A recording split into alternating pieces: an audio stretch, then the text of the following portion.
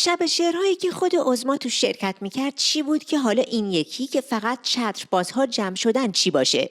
شب شعر نگو، اجلاس لاشخورها بگو. ما هم یک خبرنگار دمدستی داشتیم که مونده بود رو دستمون چی کارش کنیم. فرستادیمش اونجا. اون قسمت هایی از برنامه که قابل پخش بود همین 1-2 دقیقه‌ای که براتون میذاریم.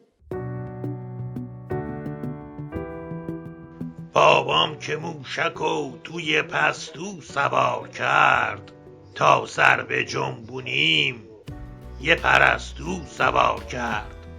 خاطراتش را ردیف کرده تا در دنیای شعر قافیه نبازد. آن انتقام سخت که گفتید پیشکش، یک انتقام نرم همینجا به پا کنیم. کاخ سفید اگر که نگردد حسینیه، با هم یواشکی تو جماران دعا کنیم. او تنها نیست. چه خوب شد حاجی محسن دراز شد امروز، که راه شاعری بنده باز شد امروز. شدی نفله در حین رانندگی، نظام چند سالیست بد میخورد.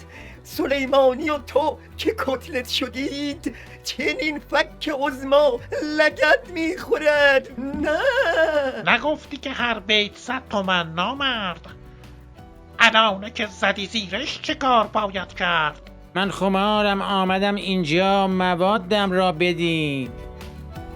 والا گولمون زدن، گفتن اینجا شعر میخونید مواد میگیرید.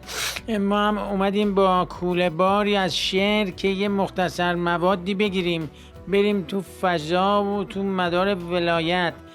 حالا میگن باید مصاحبه کنی. این لاشخورای سرگردنه‌ای که من اینجا دارم میبینم یه چیزی ازمون نگیرن هم شانس آوردیم.